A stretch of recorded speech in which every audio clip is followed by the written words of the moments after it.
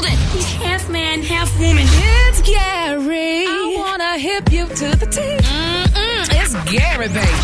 All right, 6 minutes after the hour, Gary has the tea and the clue of the day. What up, Gary? Good morning, Ricky. Good morning, America. Good morning to you. It's Friday, a beautiful, beautiful day in the neighborhood. And here's what's happening in celebrity news, y'all. Behind every man, everybody's talking about it. Now, it returns to the own lineup, y'all, tonight. And Faith Evans, y'all, is going to be on she and her wonderful husband. And they're saying, y'all, that Faith opens up about how she initially, y'all, began dating Stevie J, and she didn't know, honey, if he was still involved with his ex. And when she found out, y'all, that she had, she decided to step back, she said, because, honey, she did not want to be a home wrecker. Now, she said, quote, I wasn't quite sure, honey, whether or not he was still involved with his ex, honey, revealed the famed singer. She said, so, when you kind of told me that you guys were together and then shortly thereafter finding out that you still kind of were, she said, I think that's probably, honey, when I stepped away, because she said, I am not a man stealer or a home wrecker, y'all. That's what she said. But now this is the deal. Now, Stevie J, he's an award-winning musician or what have you. And, they said he didn't realize, y'all, that, that this woman that he was going to marry, honey, that he had known most of his life was right there by his side his whole life, which is Faith Evans. But the question is, didn't she marry Biggie? Brad, I mean, that was your friends? Don't start this, Gary. I ain't in it. What? But wasn't Faith and Biggie married? But wasn't Stevie the big time producer at the time? Wasn't he Biggie's producer, something close to Biggie? And he was a producer, yes, and they were friends, yes.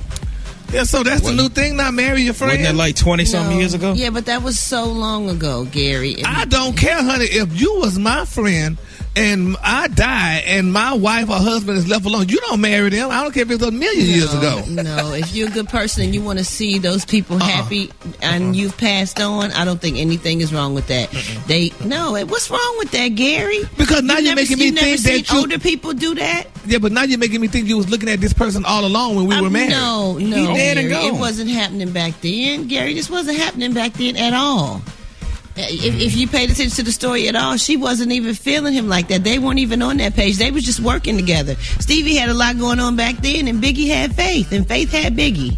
Well, who felt who if they got married together? Somebody had to feel somebody. Years later, Gary. I don't care. Later. More than 20 years later.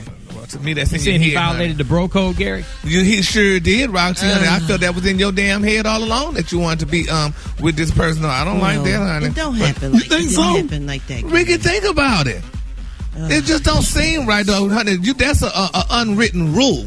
You don't play with my friend, honey, dead, alive, or whatever. It took Faith a while to even respond to Stevie, so it's something special about them together, Gary. And it is, and that's why the show called. Well, Gary, when you want, like if you die, when you want your ex to be with somebody that you know and trust, or whatever, than be with a complete stranger that's not going to treat him right. Hell no, I don't want you to be with somebody I know. You need to be with a stranger. So you wouldn't want him to be with Booty Eating James? No, because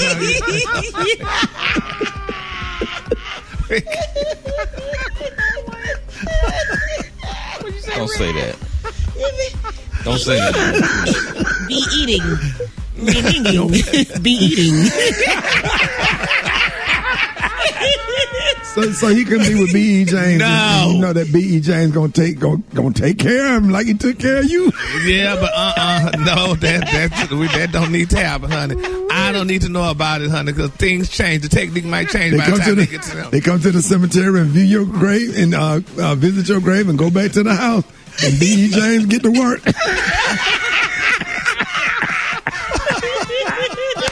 This is for Gary, huh? B.E. James tearing him up with your obituary up there on the nightstand. You're wrong for that. And that's a very touchy subject. No, I would not want that to happen. I ain't saying nothing. Bye. All right, the Kahlua today, honey. Do this in remembrance of me.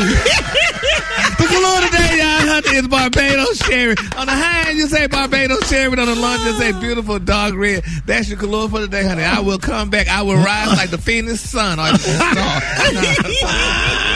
No way, honey. More Ricky Smiley Morning Show coming up.